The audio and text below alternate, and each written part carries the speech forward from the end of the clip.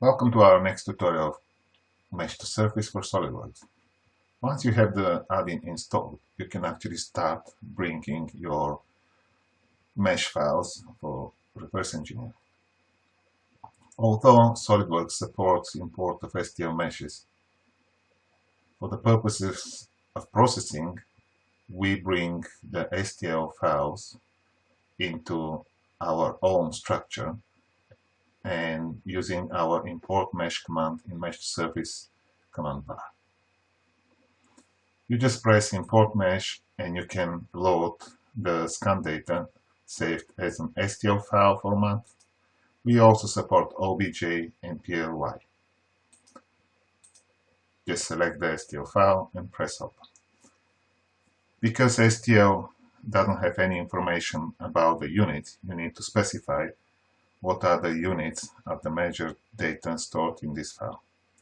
Also, because SOLIDWORKS has a different understanding of what is up and front, there is an option to rotate the part to be in the correct orientation in SOLIDWORKS. If you're ready, you can press OK and you can see the mesh that it appears on the screen. It's just like a normal entity in the feature tree of SOLIDWORKS. You can use the standard buttons to rotate and navigate the object on the screen. You can place the view in the standard view position. Also, you can bring other meshes into this document. I'll just load a bit bigger file.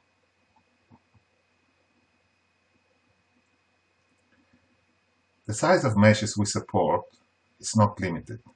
The only limitation you have is from your memory. Despite this, we need to be careful on how big meshes you can import. At any point when you bring in a mesh, you can just select the button called Mesh Info that will display a dialog showing you the dimensions of the object, also the number of points and number of triangles. Again, you can rotate this on the screen.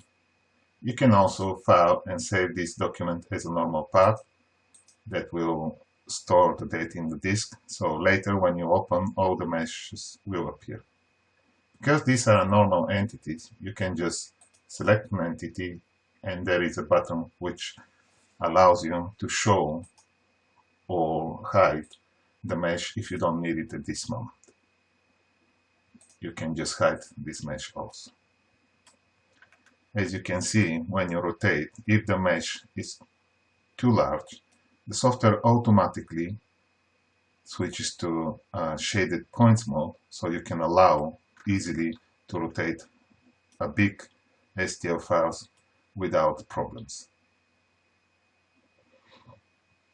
This is all for now, how to bring in the meshes for reverse engineering into the SOLIDWORKS through our add-in Mesh2Surface.